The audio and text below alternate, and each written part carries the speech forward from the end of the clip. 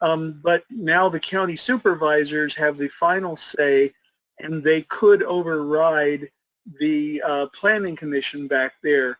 So Brad has asked for our help and the help of other roundtables in sending emails to the county supervisors there explaining that historical preservation and tourism for the purposes of visiting battlefield sites are of benefit to the people of Virginia.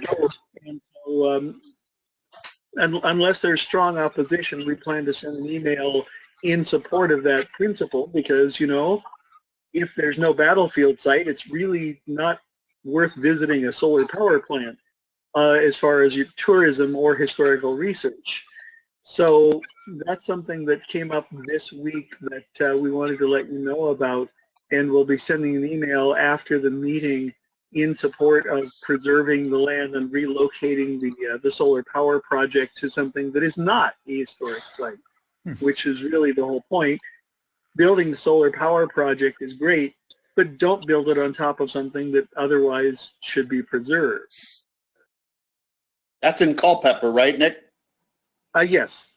And so that's really the whole point, is that it's not just that one. There have been several other similar projects. Some of you may remember when Disney wanted to build an amusement park on one of the other battlefield sites. So this is not a new conflict back in Virginia. Just the specific project is new. So anyway, I will now hand it over to Michael to introduce our speaker for this evening. Thank you, Nick. It's my pleasure tonight, and I'm exceedingly pleased to announce that we actually have two presenters tonight instead of one. We have Thomas Jefferson, who many of you may know as our third president, and I think I will limit his introduction to what he put on his epitaph that he chose himself, which is that he was the author of the Declaration of Independence, the author of the Virginia Statute for Religious Freedom, and the father of the University of Virginia. Our second presenter will be Bill Barker. Bill Barker is recognized as the world's foremost interpreter of Thomas Jefferson. And I'm confident that you will agree after this evening that he has been able to capture not only the essence of the man, Thomas Jefferson, but also an understanding of the time and context in which Jefferson lived. And that's, I think, critical to understanding, particularly tonight's topic as slavery, because we have such a different view of slavery today than everyone had at the beginning of the country right up to the Civil War. And I can say that having seen Bill perform, I was a young lad when I first saw him perform, and I will tell a story. He was giving a presentation as Thomas Jefferson, not getting out of character. Tonight we're fortunate because upon Mr. Jefferson's conclusion of his remarks, we will be joined by Bill Barker, who will answer questions about Thomas Jefferson as well as other historical questions that the audience might have. But at this instance, he gave a riveting monologue as Mr. Jefferson, and I was enraptured by it. And then he would open it up to questions, and he did not get out of character. And one question was, a lady in the audience asked him if he thought it was appropriate that he have sexual relations with one of his slaves. And Mr. Jefferson kind of pulled back a little bit. There was a nice pause, and he said, "A gentleman would never have such a discussion with a lady." And I think that's all we're going to hear about Sally Hemings tonight. So if that's your interest, then I think you are going to be disappointed. However, you will not be disappointed in the presentation on slavery in America. And you will find Bill's presentation to be riveting, as I have. And you should know that Bill has presented as Thomas Jefferson around the world. He's made his presentation as Thomas Jefferson in the White House, at the U.S. Capitol, even the Palace of Versailles, and the Las Vegas Strip. So, and of course, just about every network he's been on, television, as well as countless publications. So as the foremost interpreter of Thomas Jefferson, we're very fortunate to have Bill, and I think you will find that his interpretation of Jefferson will be as close to a time machine as any of us will ever experience. So with that, oh, by the way, he also has done Thomas Jefferson at Independence Hall in Philadelphia, his hometown, and he was lured away from Independence Hall by Colonial Williamsburg, where he performed for many years, and then he was lured from Colonial Williamsburg to Monticello. Monticello, and I encourage and invite everyone to visit the monticello.org website, which is linked up on our website, as a absolutely phenomenal place to visit. And now you would also have the experience of seeing Mr. Jefferson at his home, as Bill performs at Monticello on a regular basis and lives in the area of Monticello, which is near Charlottesville, Virginia, the home of the University of Virginia. So with that, I will turn the forum over to Mr. Jefferson. Well, I thank you, Mr. Odanino. I can only say that listening to your commentary on an individual by the name of Barker escaped me entirely with any knowledge of that individual. However, your comments upon how I should like to be remembered, your statement that I have already decided that I should like to be known as the author of the Declaration of American Independence, of the Statute of Virginia for Religious Freedom, and father of the University of Virginia, is one to beguile me, only because I have never made that public. I will not deny, drawn up a design for a tombstone that I would wish to have erected over my grave, a granite cube 4 foot square upon which might be placed an obelisk 6 feet high, and yes, a marble tablet with that inscription upon it, not one word more, because by those 3 as testimonials I have lived, I wish most to be remembered. But Mr. Odanino, I keep that within an envelope in my bed table drawer. And if anyone knows about it, I have not heard, with one exception, my daughter, Mrs. Randa, to whom I said after I breathed my last, please open the envelope and follow the instructions accordingly. Now, I can only imagine that the reason you may know something about this is through the extraordinary medium by which we are all meeting this evening. I dare say I've heard over 3,000 miles we can gather. This is what I would consider to be representative of the founding principles of our nation. I've always said the greatest product our nation has to offer the rest of the world is imagination. And if we can conceive it, if the mind of man can conceive it, well, here we are all gathering this evening in that imagination. I welcome it. I welcome any opportunity for immediate information to be shared and disseminated as far as it can possibly be, and everyone to be able to hear, to inform themselves, enlighten themselves, and engage themselves in the public conversation. Never forget, these are founding principles. And particularly upon the subject we are going to engage in conversation tonight. When you invited me, Mr. Richardson, Mr. Odanino, to discourse upon the American Civil War, well, I can only say I have only known of 2. That Civil War that preceded my birth 100 years. The English Civil War. When we talked of Civil War before the 1770s, that is what we brought to mind, what we discussed. And remember, Virginia was settled by many cavaliers who escaped England with the usurpation of power by General Cromwell, came to Virginia. And as you remarked upon the university, I understand that they are now renowned by a nickname, the Cavaliers. So it follows a historical account. But as I said, that Civil War was only known up to the 1770s.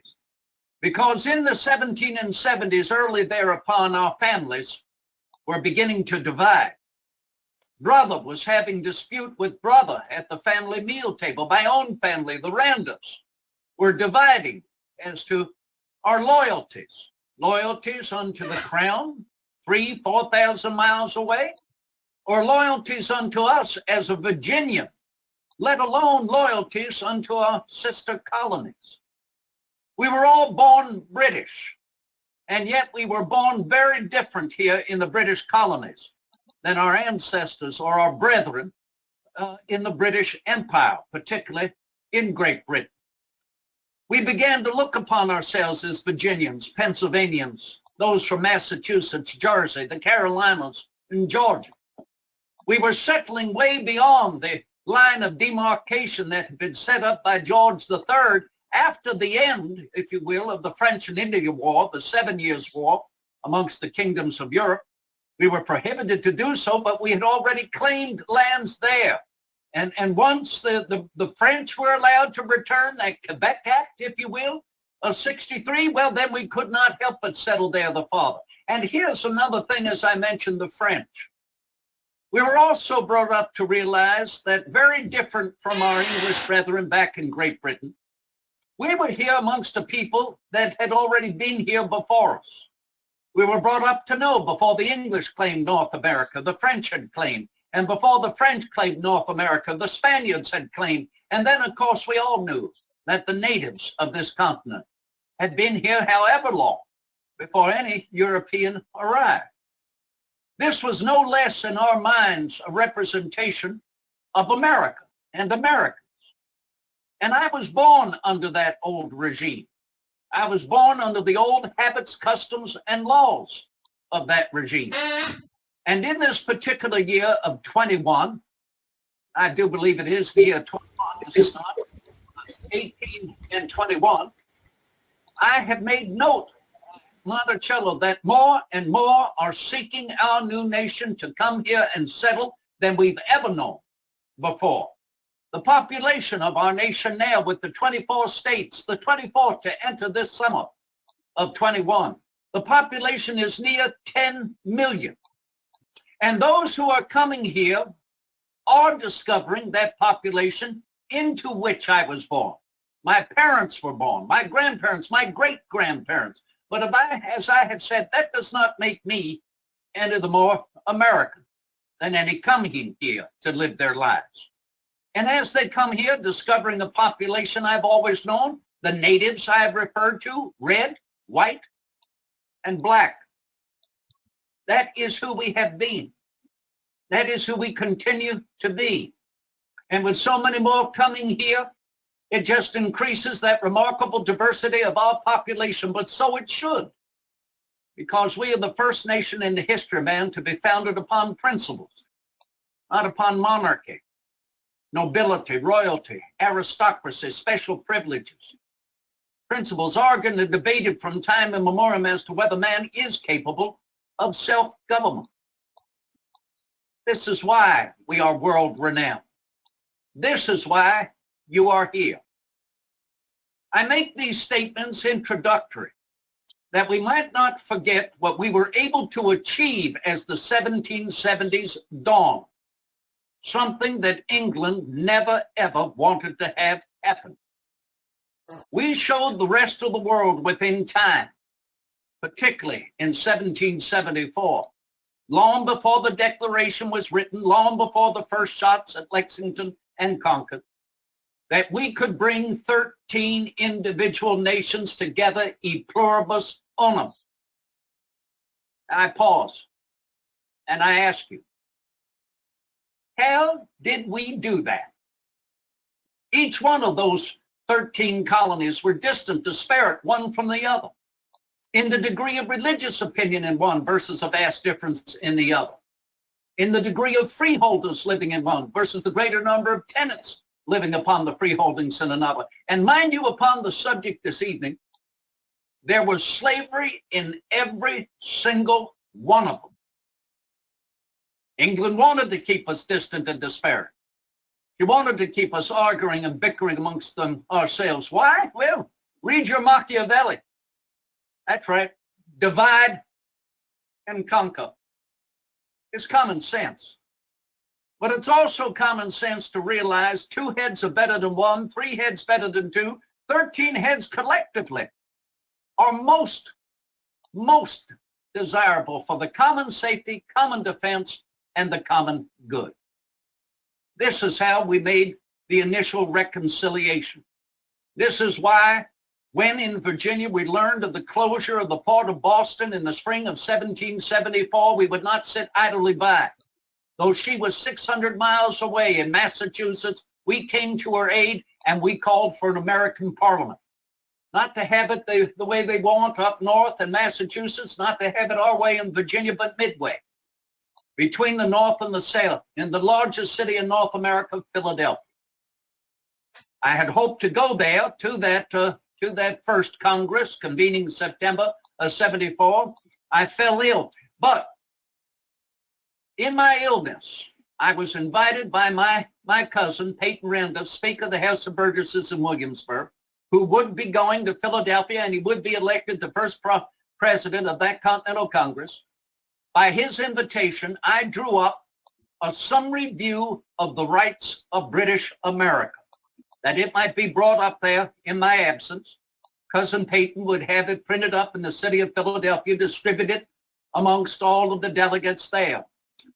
And with respect to this evening's subject, I make this reiteration. I speak this particular few sentences from my summary view of the rights of British America only because in Virginia, 6 years earlier, when I was elected to the Virginia House of Burgesses, elected to represent Albemarle County, 120 miles to the west from Williamsburg, Virginia, that my very first action in public office was to stand that spring of 68 and call for permission, merely to permission, to begin a debate towards ending the importation of slaves to Virginia. Who would know better how this was continuing to grow to an extent that we could not possibly be able to harness it or to tend to it, that it would become overwhelming in time.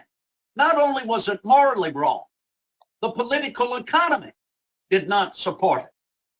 Curious to many of us, we knew at the time I was elected in 68 that the first laws to establish slavery in North America were in Massachusetts Bay. But there was no necessity for it up there. Very simply, it's colder. There's no long growing season. There's not the attention to cultivate large plantations over a longer period of time. And so instead, they were able to institute a wage-earning economy, pay a wage for any degree of labor. And then the monies you receive in return, the hard monies, you will spend, particularly in the company store, and that to accrue more and more money in kind. Lamentably, how much we know that a great deal of this expenditure was invested in the further importation of slaves to the southern colonies, particularly supported by the Royal African Company. Therefore, we were beholden to it for several generations. And I spoke out that first session, never thinking it would be the beginning of 40 years in public service. My summary view was welcomed in Philadelphia. It was printed up and distributed amongst many there. And I quote, if you will, here is the pamphlet itself, stating a summary view of the rights of British America set forth in resolutions intended for the inspection of the present delegates of the people of Virginia now in convention. My name does not appear. It says simply by a native and member of the Virginia House of Burgesses. And perhaps this is the reason, because if you may acquire a copy, they're still available. On the bottom of page 16, running to the top of 17, I quote, for the most trifling reasons, and sometimes for no conceivable reason at all, His Majesty has denied laws of the most salutary tendency. The abolition of domestic slavery is the general desire of those colonies in which it first began. But previous to the freeing of the slaves we have, it is necessary to cease any further importations. And yet our repeated attempts to effect that by prohibitions, by petitions, by duties which might amount to a prohibition, have repeatedly received His Majesty's negative. I'll never forget the many who want to accuse me of being an upstart from the wilderness, a turncoat to his class. Well, I've never let him down. My cousin returned from Philadelphia. He told me many wanted to know who is the author of this summer review.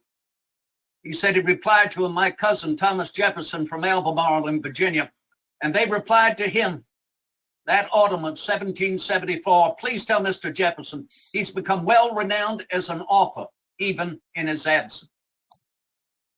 It was the next spring with the Second Continental Congress that I was invited once more to go to Philadelphia. I went there with my cousin Peyton Randolph again. And in that particular spring of 75, you may remember that as we heard of the action taken in Lexington and Concord, and 2 weeks later in Williamsburg, Virginia, the action of the Crown to deprive the freeholders of their arms. Now, not their private arms that they held in their houses, those necessary for making livelihood and hunting, their safety and defense. These were the arms supplied by the Crown. These were the arms and the munitions that were in the government arsenals. And that is what His Majesty's troops sought to deny and take. When we heard about this in Philadelphia, we knew it was time to decide to take up arms ourselves, our arms, arm ourselves. And I was invited to a committee to draft the necessity for taking up arms. It was rather harsh, I'm not going to deny. In fact, the first draft was given to Mr. Dickinson to more or less smooth out, to make it a bit more ameliorating. And then, as if they slapped my wrist, they asked me to write an olive branch petition, actually suggesting a reconciliation, a compromise. And so we sent them both to Parliament. So the necessity to take up arms, the olive branch petition, and well, I would ask if we were all together there here in person, you remember their reply that winter of 75 and 76? No necessity to think overly upon the subject because there was no reply, except what we read in the British newspapers. I quote, "These colonies are now officially in a state of rebellion."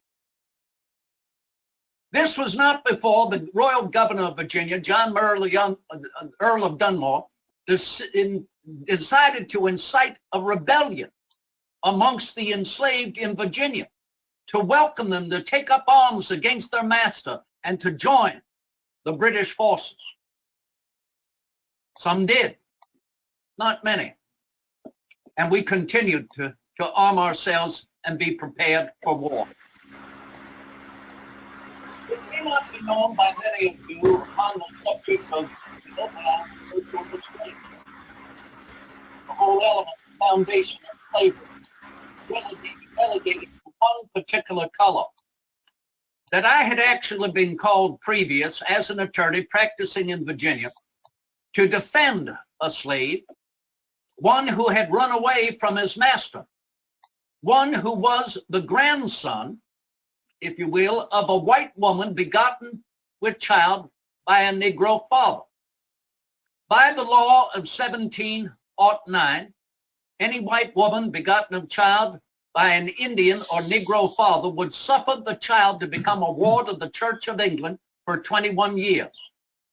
Now, of course, if you were the child at 21 years, you were free. But I ask you this, what about if the child was female and that young girl herself found herself begotten with child before she was 21 years old? Well, let's make another law for it, and indeed, we did in Virginia. 1723, any child born of a mulatto or Indian woman serving 21 years of servitude would themselves serve 21 years of servitude.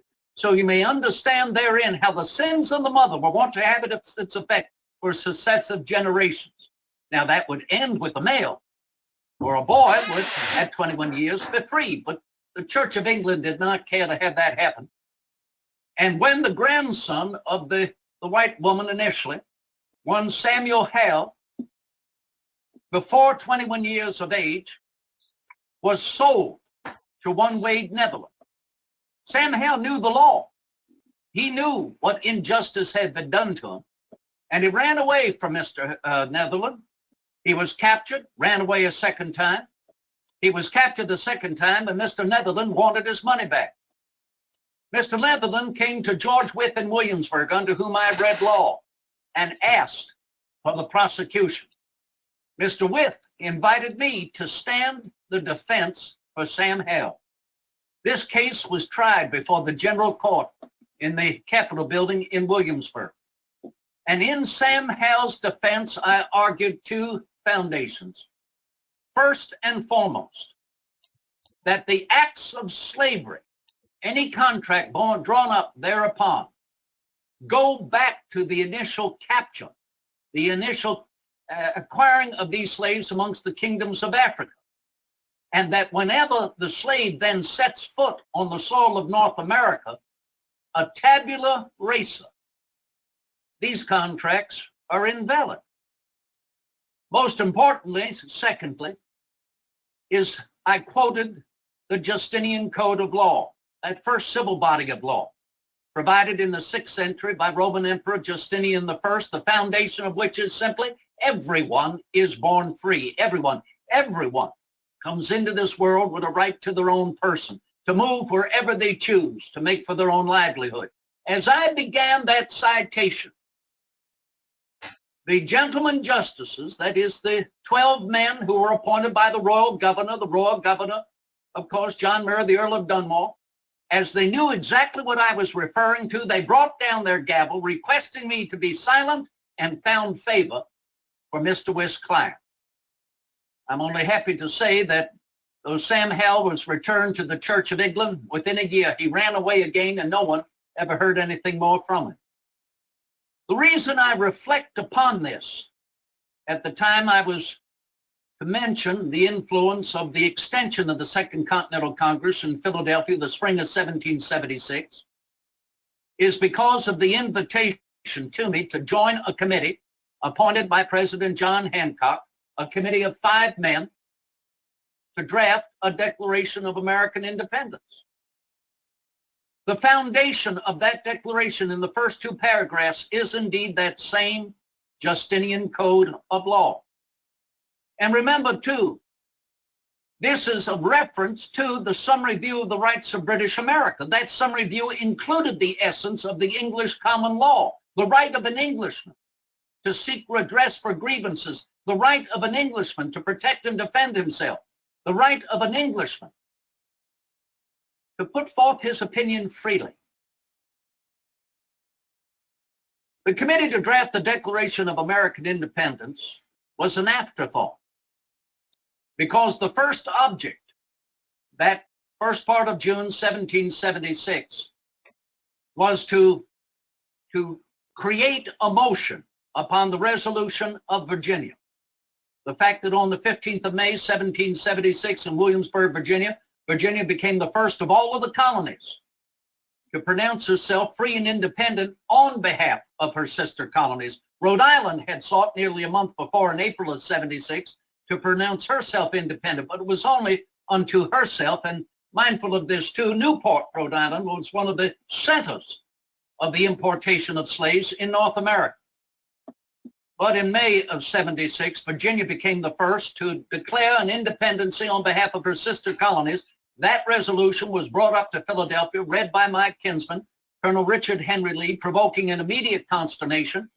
President Hancock created the entire Congress as a committee of the whole, and then appointed that committee of 5 men to draft a declaration should it be necessary. It was not a fait accompli. When you reflect on the 5 people on that committee, Mr. Adams from Massachusetts, Mr. Sherman from Connecticut, Mr. Livingston from New York, Dr. Franklin, Pennsylvania, you would realize I was the only one on that committee south of the line drawn by Messrs. Mason and Dixon, representing Virginia. Dr. Franklin was assumed to be the one to take up the pen, but he turned down the invitation. He looked at me the same time Mr. Adams did, and it was Adams who said, I believe Jefferson writes as well as anyone else, and a Virginian ought to be at the head of this business. Because the business began in Virginia, in Williamsburg, with that resolution for independence. I turned to write that declaration with nothing new or original. It wasn't our business to come up with anything new or original. It was rather to express in clear and simple terms what has already been written in the elementary books of public right, the works of Aristotle, Cicero, Algernon, Sidney, John Locke. Those books I assume everyone has read and reread frequently. No, reflect a moment. In 1776, many Americans could not read. I had to shed the lofty sophisms. I had to write something that could be publicly read, and to write something in 3 particular parts with a Shakespearean cadence to lift the human spirit to noble sentiments, what man can accomplish in improving the condition of his fellow man. The first part I mentioned, the essence of the Justinian Code. Everyone is born free. We all come into this world with a right to our own person. That is the essence of life, liberty, and the pursuit of property. And property is that essence of the Justinian Code. The first and foremost property is the right to yourself. You cannot deny that to another. Everyone understood exactly what this meant. The second part of our declaration is to remind us that we are all born free in nature. We're born into the laws of man. There's the contradiction. But there's never been a better opportunity in human history to rectify that in the creation of our remarkable nation. And the third part, the most important part, in my opinion, is the compact. The compact in perpetuity. That last line, gentlemen, is recited frequently, is it not, around the world in many lodges. And in support of this declaration, with a firm reliance on the protection of divine providence, we mutually pledge to each other our lives, our fortunes, and our sacred honor. It is not generally known that when I returned to Williamsburg that fall of 1776, I went immediately to work on a revision of the monarchical code of law under which I was born and grew up. 126 revisions, assisted by Mr. George Wythe, I mentioned earlier, under whom I read law, Mr. Edmund Pendleton. Bill 21 dissolved primogeniture and entail. That bill, if you will, to dissolve that which I benefited from. I was the eldest son in a family of 10 children. And when my father passed away at 49 years of age, under the British laws of primogeniture, primo first, genitor family, I inherited all his property.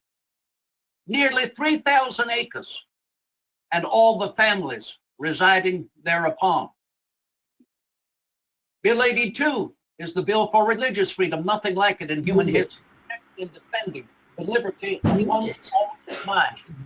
Hold your opinion upon religion as you choose, or hold no opinion upon the subject.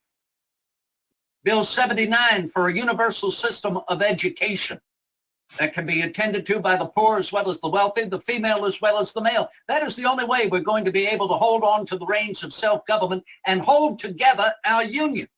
Ignorance is not bliss. An educated citizen body will always be the safest, the best defender. Those gentlemen freeholders, the white male freeholder, 21 years of age or older, who through this year, 1821, is the only American who has a vote. Who has a vote in our population of nearly 10 million.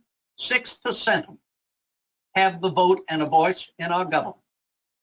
But my point, gentlemen, we know well if your family has the means, education will always prove the true corrective for the abuses of any authoritative power. And the reason simply is because we are familiar with the facts. That is our learning. That is the education. To understand what does not happen overnight, but what has accrued from time immemorial. No one will be able to pull the wool of ignorance over your eyes to a mistrust of your own vision. And if it appears that I'm skirting the particular subject of this evening's discussion, that's because Bill 51 was my bill to end the importation of slaves to Virginia and to allow a master to free all of his people. when we were still subjects of the British Empire, a law of 1723 said that a master could only free one slave per year relative to meritorious service shown to the family, that they might have saved them or been of some cure to a malady. More than 50 years through the beginning of our American Revolution, many of us have not forgotten 16 were freed under that law. My bill allowed a master to free all, but it certainly did not give an end to that means. The bill actually passed, but it passed with the idea there would continue to be amendments to it and addendums to it, realizing that the landed gentry, self-proclaimed, the white male freeholder, would now have the opportunity. It required a support for the enslaved to be manumitted. And from that time, as it continues, many have considered me a red-breeched radical revolutionary seeking to extricate their own property, and they are correct. And lamentably, too, you might realize in this year 21, many of them share my particular fate. We're beholden to creditors, and we can satisfy our creditors, surely. But think about it. I wonder who thinks about them. All of the families intermarried, familiar with them our entire lives, born here in this vicinage. Where do you begin? I've written, I will not sell my people. I will not sell my family. I wrote in the Declaration of American Independence amongst our grievances that His Majesty was indeed a tyrant for capturing a poor people, bringing them halfway about the globe and subjecting them to indentured servitude for life. Would that you could read that in our declaration as it was resolved and printed on the morning of the 5th of July in the Pennsylvania Gazette and in the broadside handed out. It's not there. It's not there because of a compromise we had to make in order to realize how we wanted the rest of the world to understand what we had done. On the morning of the 4th of July, I thought that the Declaration would be voted upon unanimously, with the exception that one of the delegates from South Carolina stood up and said, so long as that particular clause remains in there, South Carolina will not offer its vote to make this unanimous. And this was after that very same delegate, as we began our arguments and debates upon the Declaration, stated clearly that the final vote on the Declaration should be unanimous only because the vote upon our Declaration fell one short. Lewis Morris from New York declined to vote. He wanted to go back to New York, receive further instructions, and yes, he did return, do not forget, by mid-July, and he did vote in favor of our independence. But no, the gentleman from South Carolina knew exactly what he was construing, and he was supported and seconded by a gentleman from Georgia. At that moment, I got out and walked out of the Congress. Many to this day have said, Mr. Jefferson, why did you not stay and defend your work?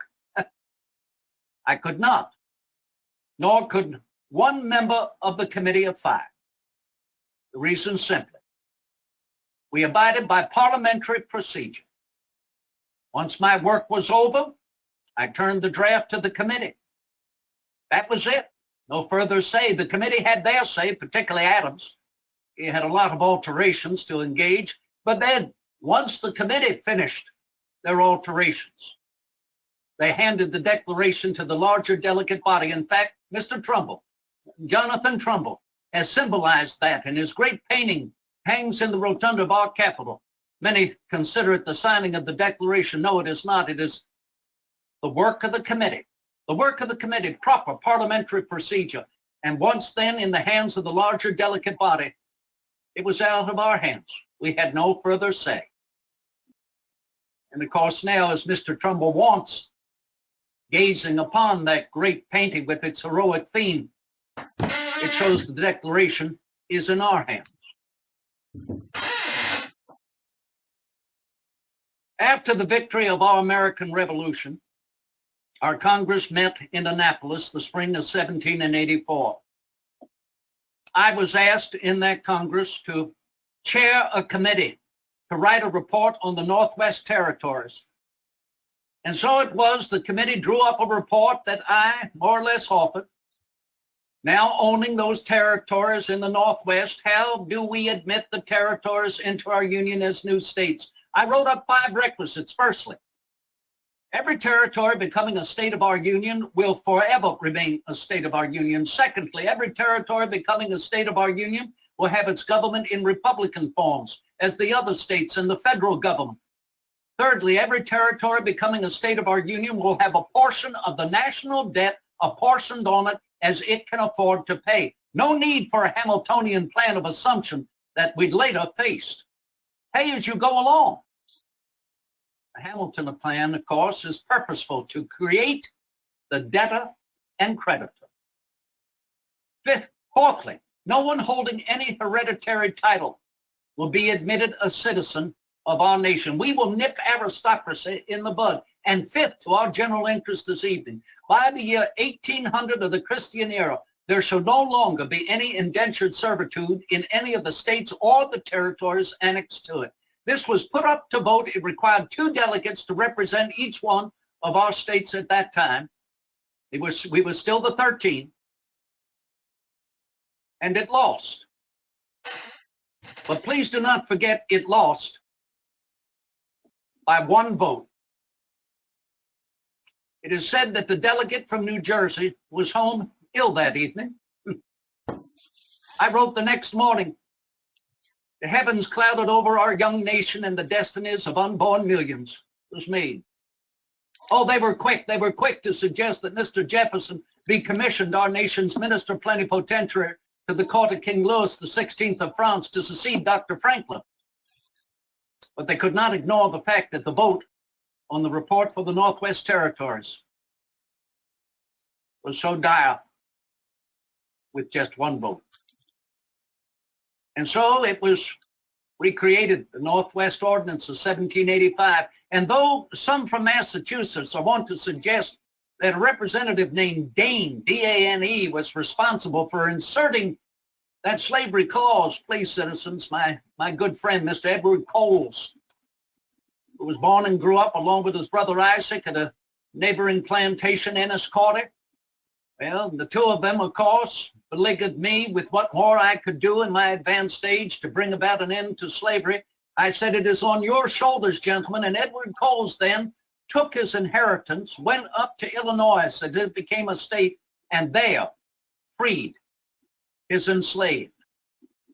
He later moved to Philadelphia. And I understand that the Historical Society of Pennsylvania asked him to write his reflections and his memory on what he recalled of that Northwest Ordinance of 1785, and he distinctly said it was James Monroe who reinserted that slavery clause, that it be part of the Northwest Ordinance of 1787 when we met to create our Constitution. It's important to remember I was not there during that Constitutional Convention. I was still serving in France. I kept in constant correspondence with Mr. Madison. I believe that the Articles of Confederation were a venerable fabric. They ought not to be tampered with. But I knew distinctly there was no efficient method of electing the chief magistrate of our nation, nor to raise taxation for the defense of our nation. But it was Madison, the most luminous mind I've ever known, knowing more about ancient history, what's gone wrong, and what we can benefit from in our modern world. Madison, who sent me that first draft of the Constitution in a letter November 1787 that changed my mind. I wrote back to him, I'm captivated by it. This is the shortest document of its kind in human history, creating a government to check its own power. And of the 3 particular branches, the most influential, the most important, the legislative branch. That branch elected by the people, elected by the white male freeholder, 21 years of age or older. But what I said will support the very first line of the Constitution. What is so very necessary for this Constitution to grow as we grow as a people. Again, this is but common sense. A child of 14 cannot wear the same clothes at the age of 40. Our laws and institutions must grow as we grow as a people. What it needs is a Bill of Rights. That is what all people upon the globe are entitled to, against any government upon the globe.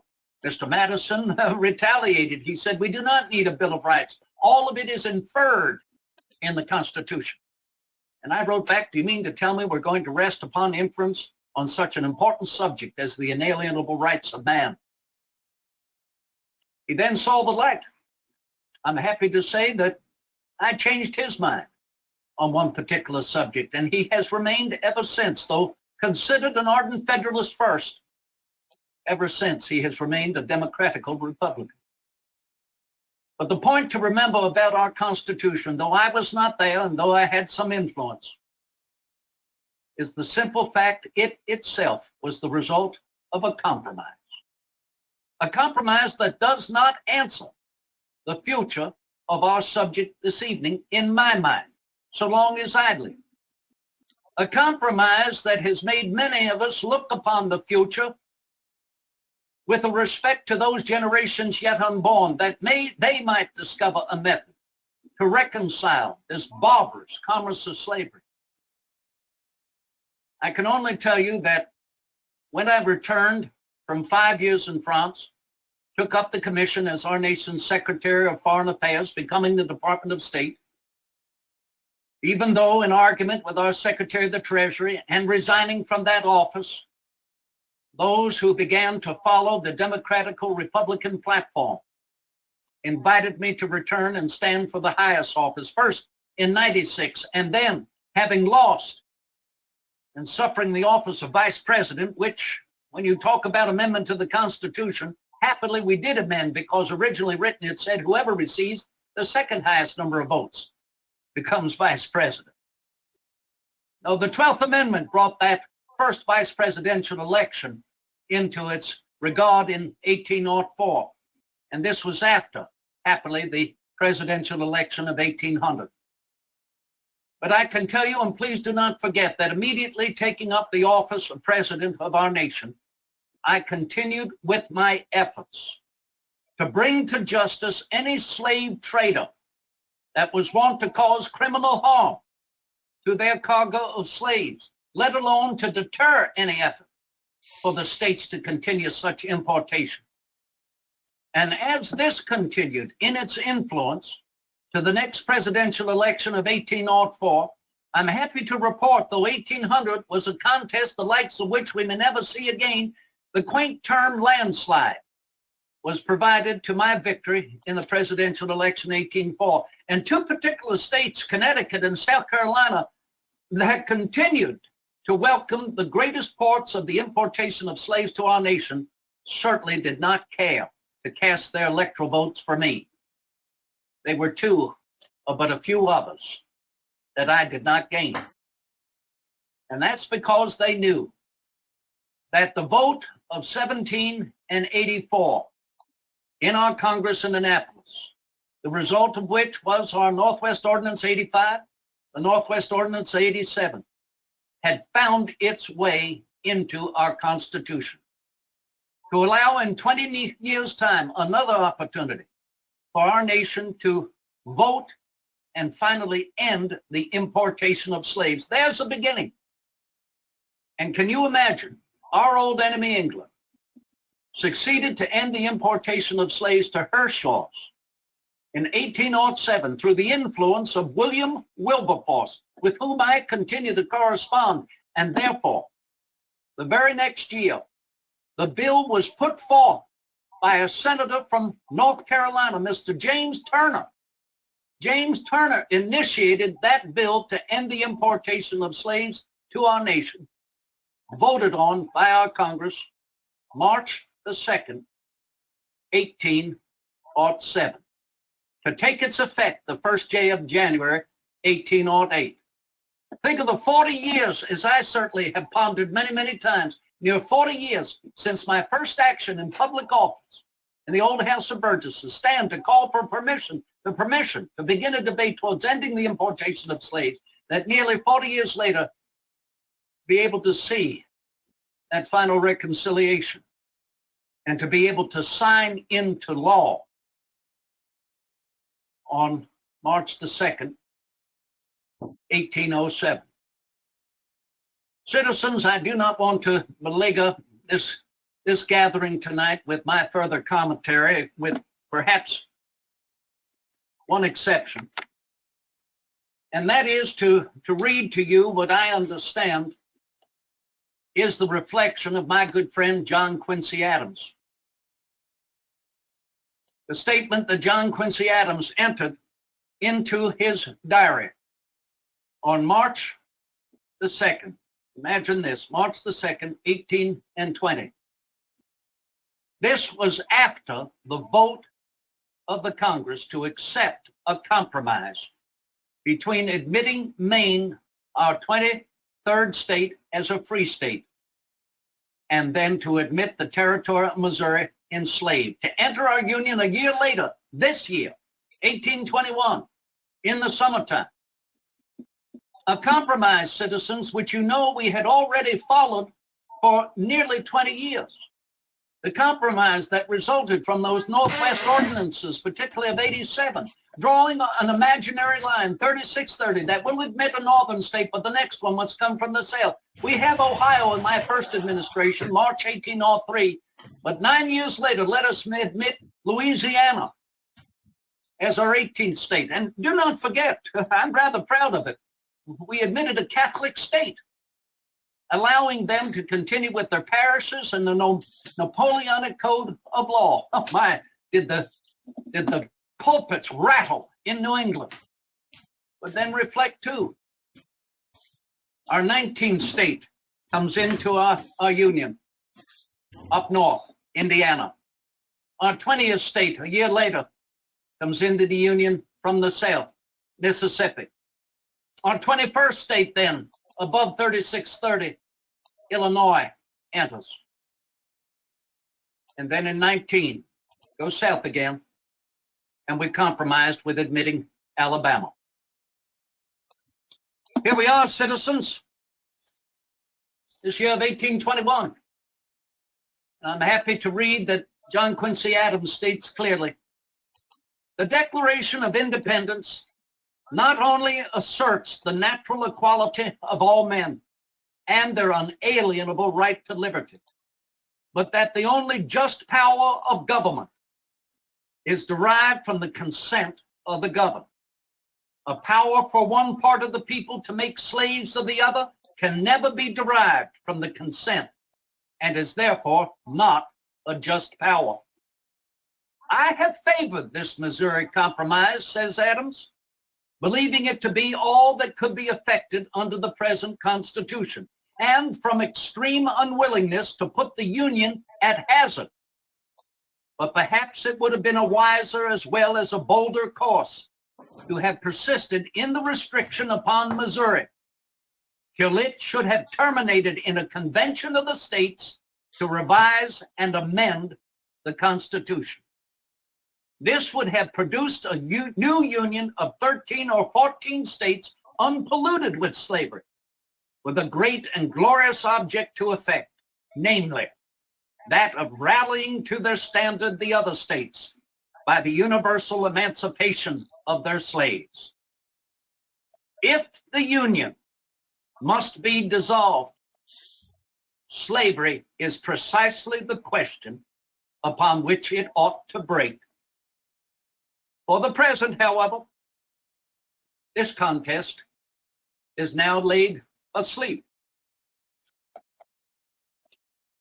Citizens, lastly, if you will allow, Mr. Adams' statement is very different from what I wrote to the first of two senators in the state of Maine. John Holmes, a former representative of the Commonwealth of Massachusetts. Upon learning of the Missouri Compromise, I had written,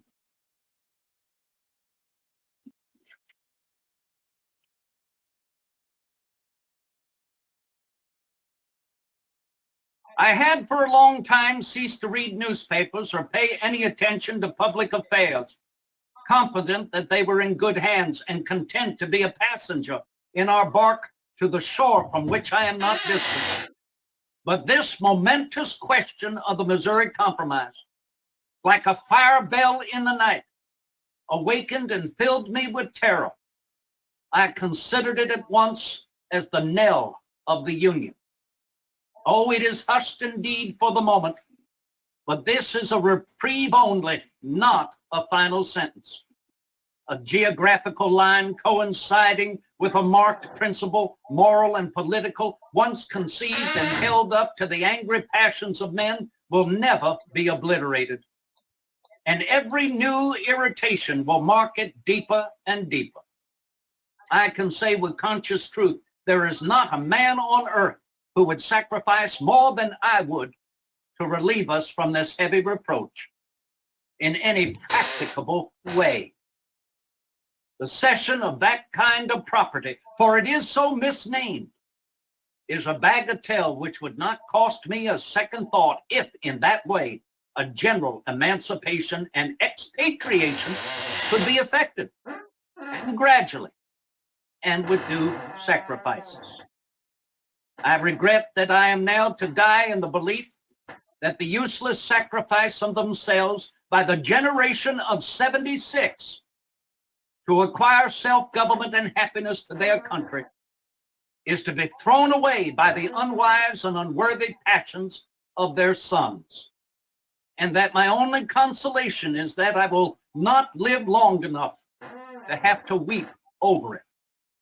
If they would but dispassionately weigh the blessings they would throw away against an abstract principle more likely to be affected by union than by schism, they would pause before they would perpetuate this act of suicide on themselves and of treason against the hopes of the world. I thank you for allowing me the opportunity to express my opinion during this near hour. And if there are any questions for me, I would be happy to partake, but otherwise, Mic on, mic I believe off. Mr. Odanino would like to have the individual he was speaking with earlier to comment. So the floor is over, Mr. Odanino. I look to you as a moderator. Well, thank you, Mr. Jefferson. We are now going to invite Mr. Barker, whom you referred to earlier, to join us. We certainly thank you for your time and your considerable insights into the history of slavery in the United States. Thank you very much. And now we would welcome Mr. Barker Mic on. to join us.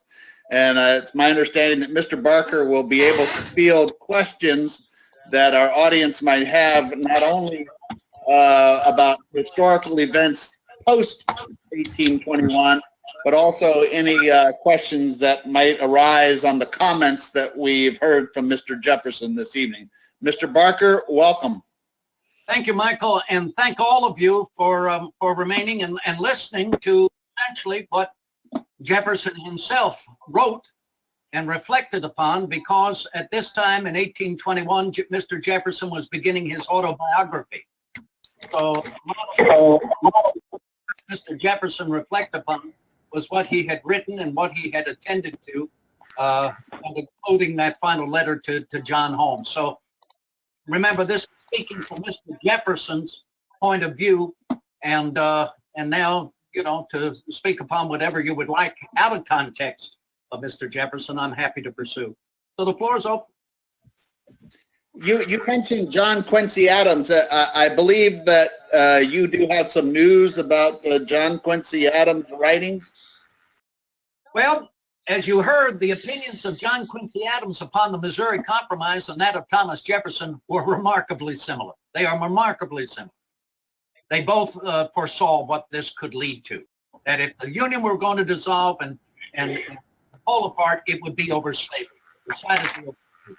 And they both of them said, what other solution right now than to let it be where it is?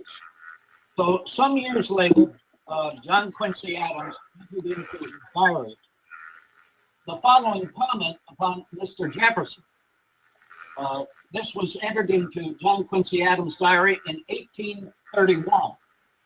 So we're beginning at that time to see the storms and the tempests accrue throughout the nation. It was going to lead into Jackson's election, the falling apart of the Democratic and Republican Party, the birth of what becomes known as the Democratic Party, and then you're going to see the Whigs grow up out of that. And of course, later on, as you all know, we have the Whigs split, and you see the beginning of the resuscitation of Jeffersonian Republicans, and you see the first candidate, John Fremont, come to bat there in 1856 and not so well supported, and he finds his way to California. But their second candidate in 1860, of course, is Abraham Lincoln. His Cooper Union address, many of his campaign speeches in all honor to Jefferson, and I'm sure you're all familiar with that. But going back to 1831 before Jackson, this is what John Quincy Adams writes, reflecting upon Thomas Jefferson. Mr. Jefferson's love of liberty was sincere and ardent, not confined to himself like that of most of his fellow slaveholders. He was above the Mic off. sophistry of the South Carolinian nullifiers, which would make of slavery the cornerstone to the temple of liberty. He saw the gross inconsistency between the principles of the Declaration of Independence and the facts of Negro slavery, and he could not or would not prostitute the faculties of his mind to the vindication of that slavery from which his soul he abhorred. Mr. Jefferson had not the sportive of martyrdom.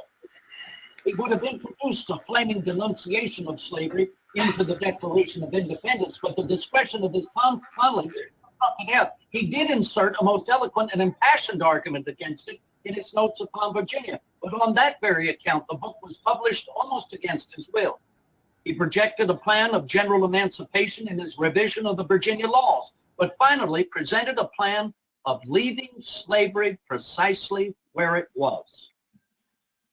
And in his memoirs, he leaves a posthumous warning to the planters that they must at no distant day emancipate their slaves, or that worse would follow. But he withheld the publication of his prophecy till he himself should be in the grave. Anybody that has any questions, then now is the time to take advantage. Mic on. We do have one question in the chat window here. The question is from Janet. Did Jefferson ever consider emancipating his enslaved people in his will, as Washington did? Yes, he certainly did, but unlike Washington, who was one of our Mic off. presidents and could well afford to do that, as Mr. Jefferson mentioned earlier, he was deep in debt and his slaves were no longer his property to do as he should choose, with a few exceptions, of course. The enslaved family was one, and others who had marked qualifications for making their own livelihood as in being free, crafts, artistries that they could pursue. But no, the only way that that he would ever be able to free his slaves is if he were solvent. The result, of course, is lamentable. They were all sold at the estate sale. Now, Washington, of course, was able to free his slaves, but we forget it was only his slaves. And during the 40 years that Martha and George were married, Martha, the wealthiest widow in all of Virginia, brought with her, some say 3-4 times as many slaves as Washington had inherited. And during their 40 years, they had all intermarried, Washington's and her slaves. So it caused great havoc, if you will, after Washington passed away. So much so that Mrs. Washington was for fear of her life. And she went up to live in the 3rd story of Mount Vernon. In fact, 2 of her slaves ran away. One of them was Oney Judge. And she sought to have Oney Judge captured and brought back to her. So to say simply that George Washington is free from any sort of accusation is not entirely correct. He freed his, weren't many, but he was unable to free all of them at Mount Vernon. Mic on.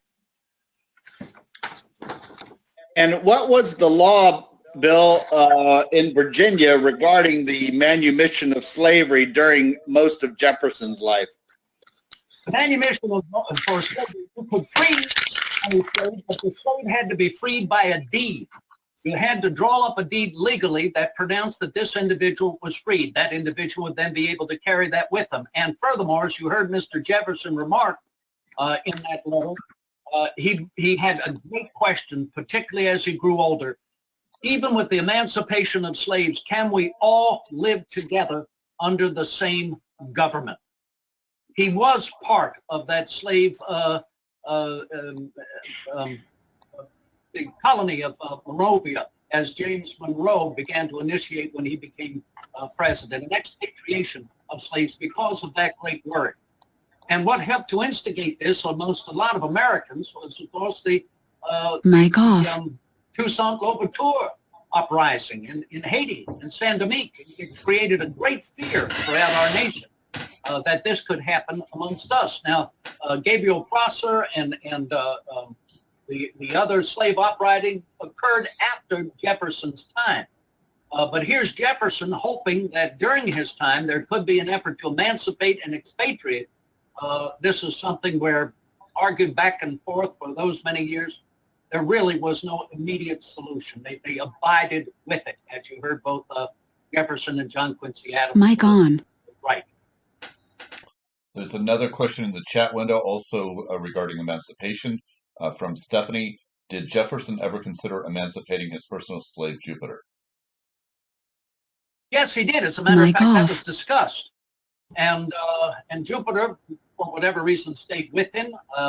Jupiter's cousins, by that I mean the Hemings, also approached. As we know, Sally approached Jefferson about that in France. We know her brother James Hemings approached him on that.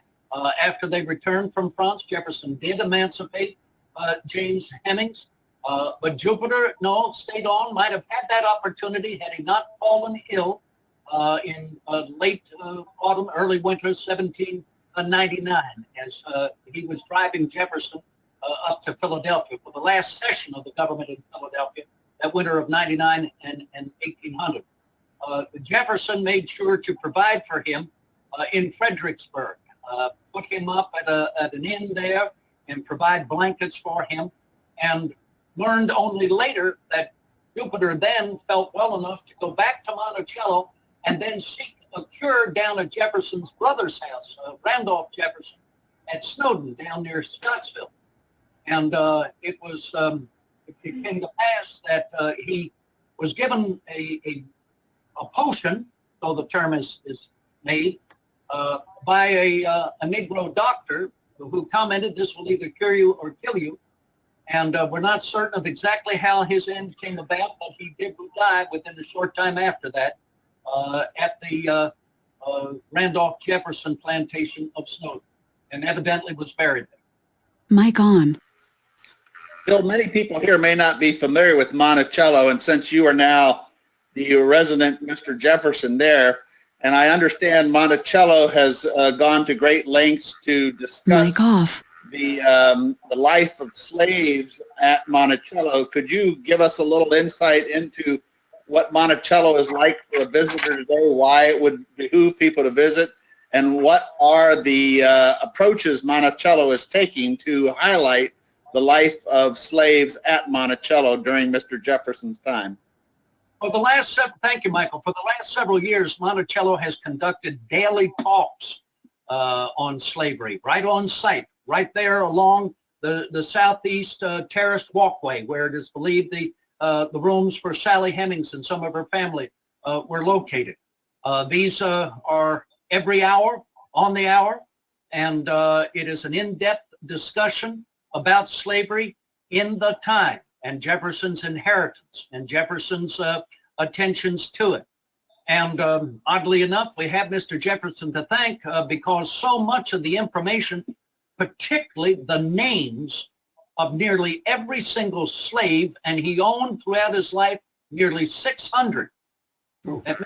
Jefferson leaves us the names of nearly every one of the slaves, how they were interrelated, what plantations they lived upon. And he owned 5 plantations within the area of Monticello, including Monticello. He owned further farms down in Bedford County, near his retreat house, Poplar Forest. And so for all of those accounts, we have the facts as best we can of certain individuals, what they were employed in pursuing at all of the various farms, again, how they were interrelated, and we talk about these families, the laws at the time, the experiences at the time, and the recognition, as Mr. Jefferson used the word once in our Declaration of American Independence, the consanguinity of the experience, that from the Latin word sanguine, meaning blood, the relationships of this population at that time. Mic on. And with respect to the life of the slaves lived at Monticello, how would that compare to slaves in other parts of the United or the colonies at that time or the country? Well, Michael, there's no way you could look at degrees of slavery without an ultimate abhorrence to the entire commerce and the entire experience, inherited. I mean, talk about leaving the elements of monarchy, nobility, aristocracy, landed gentry, and particularly abolishing the laws of primogeniture from which Jefferson benefited. This is still inherited. Our nation inherits this. And of course, you know, the founding fathers, I think it was Benjamin Franklin, he said, you know, we didn't create the nation with slavery. Slavery was already there. And it had been there for quite some time. But they knew what they had inherited. And yet, what do you do? What do you do in conducting the nation to simply stay together, to continue to follow the founding principles of union, and to realize that your own Constitution, which protects and defends slavery, the decisions of the Supreme Court protecting and defending slavery, the property thereof, the white male freeholder, 21 years of age or older, 6% of the population having the vote. That's the same population for the most part come 1850 and 1860. It's the recognition that as abhorrent as this is, where's the answer? Where is the immediate answer? There is no immediate answer. Yes, there are degrees, and you can't deny that. There are two Italian gentlemen, noblemen. The one is Castiglione. I know that from Milan. I can't remember his friend, but they come to visit the United States and travel all through. They're abhorred by slavery. They just have grown the greatest distaste for it. But yet they do remark that amongst the more beneficent and attentive masters are Washington, Madison, and Jefferson. But even that is an excuse. It's still an excuse as we look back on it today. But you know, the interesting thing we have to realize, and this is where history, it's such a great teacher, because Jefferson believed it's the first and foremost subject. We have to know where we've been to have a better understanding where we are. And particularly in these days, as we're bringing to the surface more and more systemic racism. Yeah, it was when Jefferson was born. But, you know, these are things that we still deal with. And yet we need to realize we have the benefit in history because we know what happened. We know what happened. But the point is, they knew no more of what was going to happen on the 28th of April, 1821, than we know what's going to happen tomorrow. So what are they going to say about us in another 100, 200 years? What are we doing right now? Who is keeping silent about something that they know in their heart and their conscience is ultimately destructive of the human soul, let alone society? What are we doing? I believe it was David McCullough who made a stunning remark. No one has ever lived in the past. And I think that can help. I think the discussion helps. It certainly helps visitors to Monticello to sit there right on the spot and to hear these stories and to get an idea of the time. Particularly my job, to put things in a context, to provide, if you will, a clearer picture of 1821. Who would want to go back? But then to realize, you know, it is people like Jefferson, Washington, Franklin, Madison, who set that mold and opened it up to the future for us, the living, to do something about it. That's Jefferson. The earth belongs to the living generation. The dead hold no power over us. So I'm sorry to ramble, Michael, but it is something that's very much in the heart and soul of all of us at Monticello, to tell these stories and to act them, certainly as I do, no matter how offensive they may be. And it's very tough at times. What was Jefferson's famous comment about slavery and a wolf? You know, he was a great classicist. He loved the classics. He often referred to himself as an antique Roman. And that was a statement originally written by Publius Sirius with respect to slavery in the ancient Roman world, in the Roman Republic. But see, the difference is slavery was not recognized by race or color. In fact, slaves were voluntary. They were artists and teachers, men of scientific curiosity who would put themselves into slavery as a support. Now, the foundation of the laws of slavery, as the British jurist Baron von Puffendorf emphasized, is force and war, whereby a victor can subjugate those they defeated and hold them as slaves. Yes, there was that in the Roman world. But Publius Serius said of the extent of slavery in that time, with respect to the small number of freeholders, actual citizens in Rome, that it's like holding a wolf by the ear. You know, we often misinterpret it or misquote and say a wolf by the ears. No, think of it even more profound. Holding a wolf by the ear that you can ne'er let go, let alone hold on to. Your self-preservation is in the one hand and justice is in the other. So there it is in Jefferson's world for those born into slavery and continuing to be beholden to it, and continuing to watch the nation divide over it. 36-30. Okay, we've got another. Thank you. Are there any other questions? Yeah, we've got another question in the chat window, and if you do have other questions, please put it into either the chat window or to be able to unmute yourself on the mic so that you can ask the question directly. So there's another question from Janet in here. It says, how did you initially get interested in portraying a Jefferson?